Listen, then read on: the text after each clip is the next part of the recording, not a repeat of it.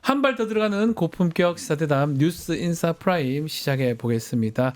자, 목요일 쇼미더민심 시간입니다. 민심 속속들이 살펴보겠습니다. 윤희영 오피니언 대표, 박영식 정치시사 에디터 두 분 함께합니다. 안녕하십니까? 네, 반갑습니다. 자, 윤석열 지난 8일이죠. 구속 취소가 받아져서 석방이 됐는데 요 관련해서 적절했는지 조사가 바로 진행이 됐습니다. 박영식 에디터가 결과를 좀 소개해 주면 좋을 것 같습니다. 예, 오늘 조사는 조원 CNI가 조사를 한 내용입니다. 네. 스트레이트 뉴스가 의뢰를 했고요.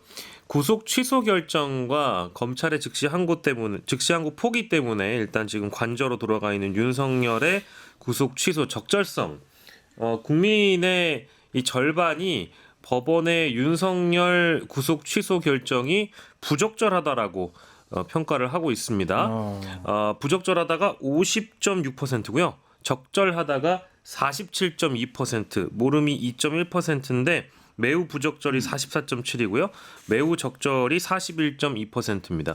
이따가 저희가 중도층 관련된 내용도 저희가 좀 다뤄보겠습니다만은 네. 이념 성향 중도층으로 가면은 이 비율 자체가 굉장히 높습니다. 60.1%가 부적절이고요. 적절하다가 37.4%였고 전국 7개 지역이 있지 않겠습니까? 그 권역에서 서울과 광주, 전라 두 곳만 부적절하다라고 나왔고요. 응답률이 오차 범위 밖에서 적절하다보다 좀 높게 나왔을 뿐이긴 한데 지역별로 보면 그렇고 대전, 세종, 충청, 대구, 경북, 부산, 울산, 경남, 강원, 제주가 적절하다가 오차 범위를 넘어서 우세했는데 왜 이런 평가가 나오는지 좀 궁금하실 것 같아서 네. 이념 성향별 조사한 그 점유 비율을 좀 보니까요. 이번 조사가 2,001명을 조사했는데 보수가 676명이고요. 진보가 370명입니다. 차이가 많이 나네요. 차이가 많이 나고 중도가 802명, 잘 모르겠다가 153명인데 진보 보수 비율만 따져보더라도 대략적으로 약 2배 차이가 난다라는 점에서 이 내용을 참고하시면 되겠습니다. 자, 어떻게 봐야 됩니까? 중도층을 좀 보는 게 맞는지, 또 지금 진보층하고 보수층하고 차이가 많이 난 표집된 것 같아요. 최근에 이제 이게 네. 약간 좀 조정되는 듯하게 보였는데 네. 조사에서 뭐 우리가 흔히 얘기하는 보수 과표집 현상, 이게 이번 이제 조원 CNI 조사에서 상당히 또 뚜렷하게 나타난 상황이어서 네. 거의 뭐 2배 가까이 이제 내가 보수다라고 한 사람이 진보다 한 사람보다 많은 것이니까 지금 이제 막판 되게 되면서 그런 이제 보수층의 위기감들이 조사의 응답을 좀 적극적으로 하게 하는데 영향을 지속적으로 좀 주고 있는 것이라고 볼 수 있을 텐데요. 물론 이제 이게 뭐 보수 성향층이 진보 성향층보다 조사에서 더 많이 응답될 수 있거든요. 그것이 다 잘못된 조사라고 할 수는 없어요. 그럴 근데 수 이제 있는 거죠. 그 격차가 계엄 비상계엄 이제 이전에도 격차가 있었어요. 근데 그때 통상적인 격차보다 계엄 이후에 격차가 훨씬 좀 커진 측면이 있거든요. 그걸 얘기하는 것이고 이거 자체가 이제 나쁘거나 잘못된 것이라는 얘기는 아닌데, 그래서 이제 보수층들이 좀 적극적으로 이제 나서서 응답하는 것 아니냐라고 하는 추정이 이제 가능한 부분이라고 할 수 있어서 아까 우리 박 에디터님 말씀하신 대로 중도 성향층의 이제 흐름들을 보게 되면 어쨌든 이제 우리 시민들의 이제 중간적 기류들을 알 수 있는 것이니까 거기서 상당하게 이제 부적절하다라고 하는 응답이 높은 상황이니까 지금 뭐 전반적인 기류는 너무 부적절하다라고 하는 기류가 이제 높다는 것을 알 수가 있겠고요. 다만 이제 맨 앞에 이제 그래프에서 보면은 참 슬픈 일이긴 한데 매우만 있는 사회예요 지금 대한민국. 지금 매우만. 사실은 반대로 되는 거 아닙니까?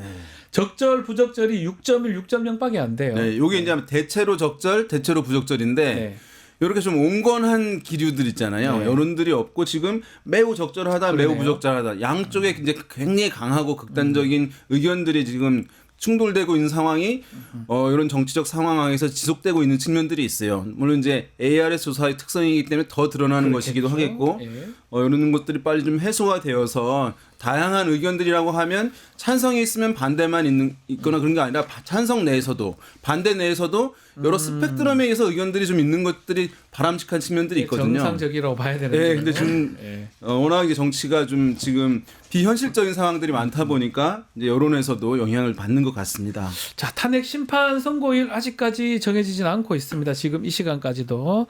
그렇지만 이제 곧 선고가 될 가능성이 있겠죠. 뭐 내일이나 아니면 다음 주까지는. 탄핵에 대한 의견, 윤석열 탄핵에 대한 의견 어떻게 지금 되고 있습니까, 박인철 에디터? 마찬가지로 이 헌재가 윤석열 탄핵 심판에서 어떤 결정을 내려야 하는지 조사를 해봤는데요. 2주 전과 이제 비교를 해봤을 때 해당 조사에서 파면 쪽에 좀 더 기대감을 갖고 있는 것으로 확인이 되고 있다고 합니다. 예. 인용해서 파면을 해야 된다가 54.8%고요.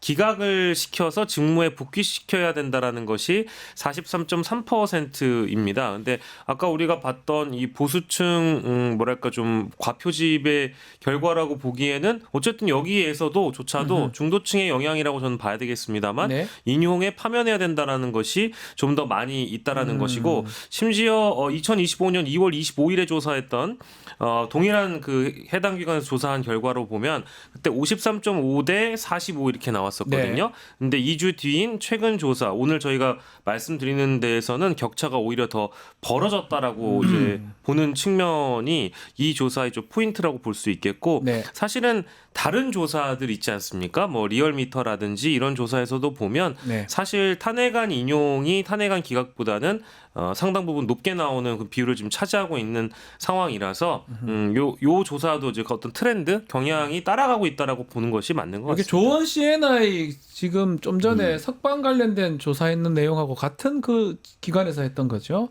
그래서 지금 보니까 그래도 그 약간 그 탄핵 관련해서는 조금 더 벌어지는 모습인데. 그러니까 보수 성향층 내에서도 뭐 이것은 탄핵이 좀 인용돼야 한다라고 하는 생각을 가지고 계신 분들이 상당 부분 있다는 것을 그렇죠. 의미하는 그거 것입니다. 보이죠. 예, 이거는 그래서 그대로라면. 격차가 이제 커지는 것이니까 지금 그 흐름을 보시게 되면 좋겠고 이것이 이제 어떤 조사들은 약간 최근에 몇 프로라도 좀 늘어난 측면들이 있어요. 그러니까 네. 인용 의견들이 많아지고 기각 의견들이 좀 줄어든 흐름들이 있는데 지금 보면 이제 윤석열 대통령이 석방할 때 굉장히 자신감 있는 모습 보였잖아요. 네. 메시지도 나오고 그러면 그 이후에 굉장히 조용하잖아요. 네. 그러니까 사실은 그것이 상당히 사실은 부정적인 영향을 준 측면이 있는 거예요. 그래서 맨 처음에는 이것이 이제 보수층이 훨씬 더 이제 대결집이 이루는 계기가 되지 않겠냐라고 하는 일각의 시선이 있었습니다만은 이것이 이제 진보 성향층한테는 상당히 긴장감을 주게 하는 측면들이 있고 좀 느슨해진 측면들이 있었을 텐데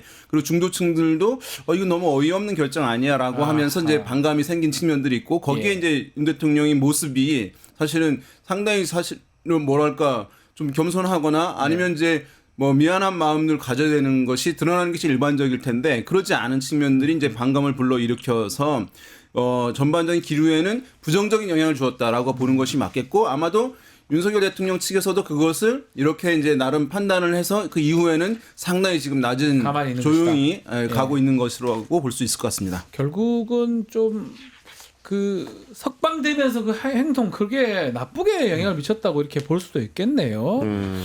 자, 탄핵 심판 선고 결과 원래 11일을 얘기도 있었는데 또 14일 또 더 늦어질 수도 있다. 날짜가 지금 중요한 것 같은데 이렇게 길어지는 게 결과하고 좀 영향이 있을까요? 어떻게 보세요?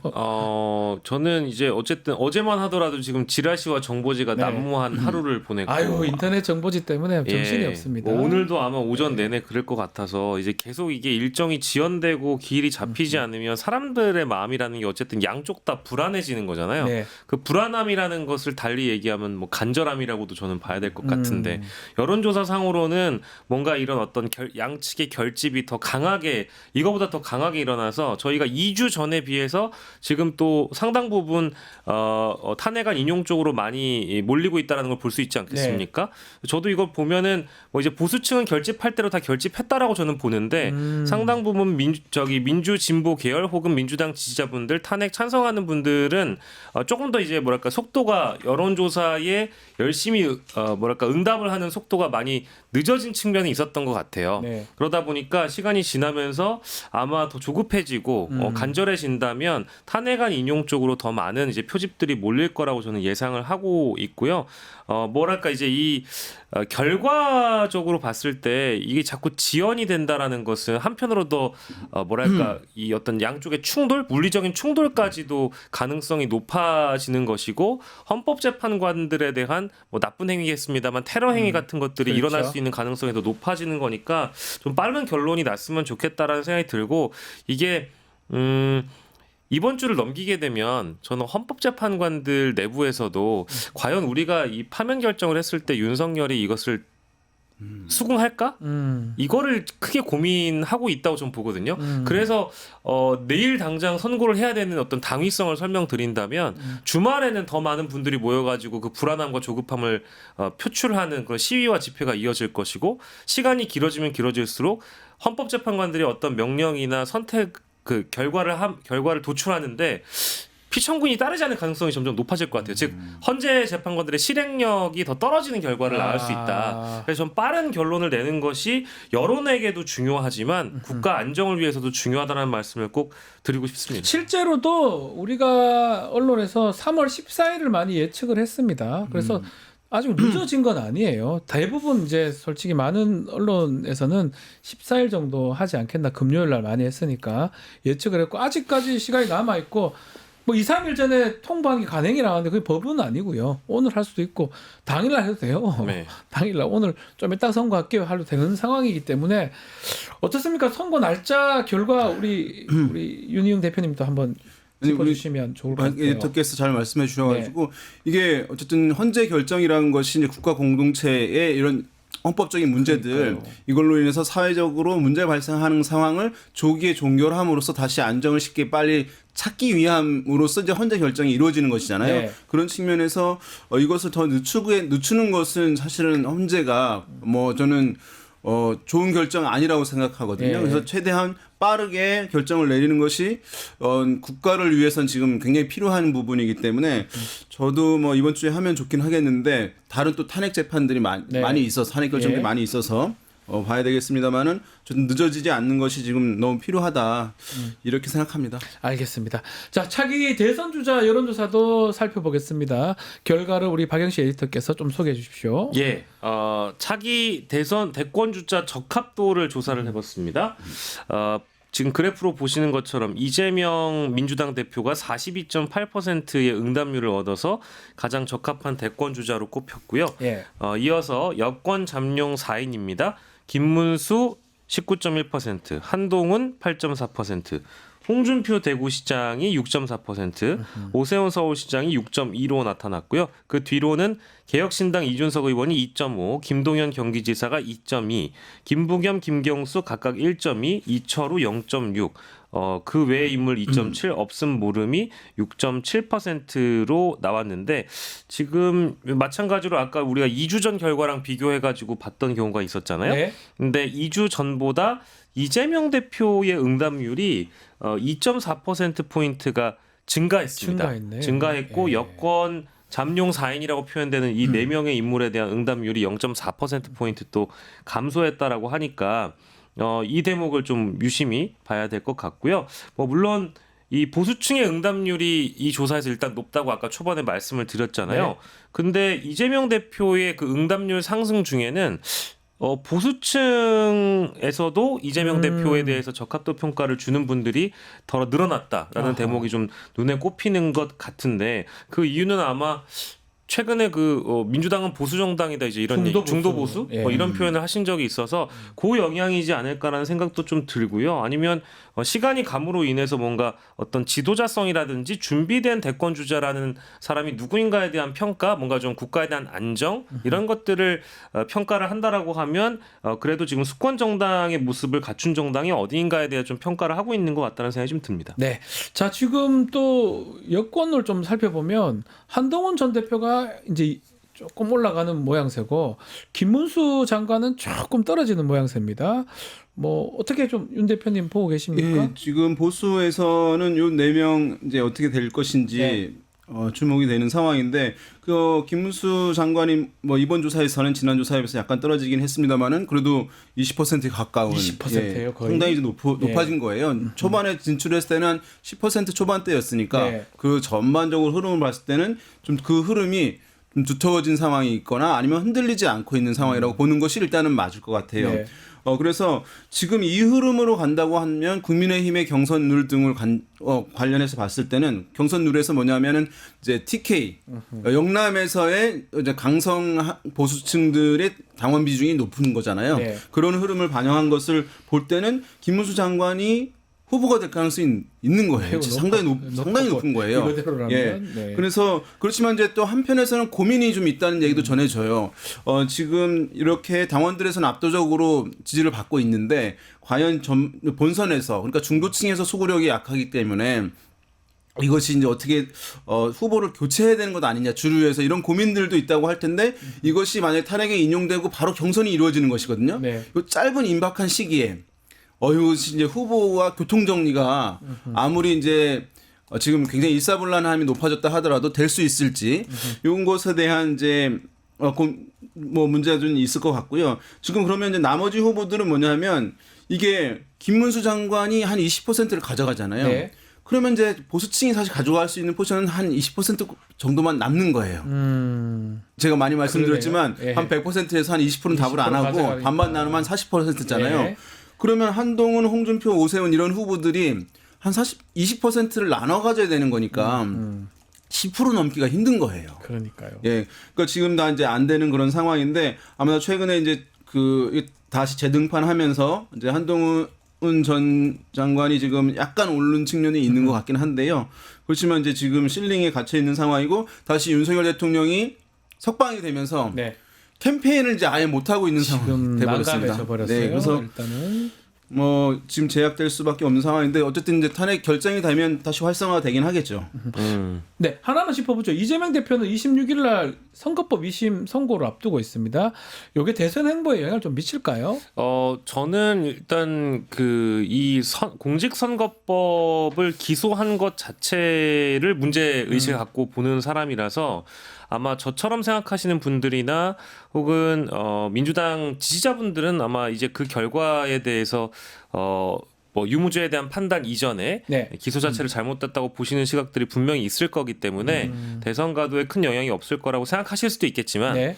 제가 판단하기에는 1심과 2심 즉 우리가 사실심이라고 부르는 곳에서 둘 다 유죄에 나오면 이게 이제 대법 판결 나기 이전에 조기 대선에 출마해서 대통령 이 된다라는 것 자체를 다수 주류 언론과 보수층에서는 이걸 받아들이지 않을 가능성이 그렇죠. 높고 예. 또 중도 무당층의 시각도 분명히 중요할 텐데 이게 뭐 사실 중도 무당층의 관점이라는 것이 이 법률적 해석이나 이 법률 이슈, 이 사법적 리스크에 대한 부분을 굉장히 좀 예민하게 받아들이는 성향들이 있는 것 같더라고요. 네. 이제 그러다 보니까 분명히 대선 출마 자체에 자격이 있느냐를 문제 삼을 가능성은 분명히 있다라고 봅니다. 하지만 저는 결과적으로 다시 말하면 이 2심 결과는 1심과는 달라질 거라는 예상을 저 개인적으로는 좀 하고 있고요. 네. 만약에 2심 결과가 이재명 대표에게 유리하게 나온다라고 하면 뭐 사실 뭐 날개를 단다라고 볼 수밖에 없는 그런 오히려. 상황이 되겠죠. 예. 네,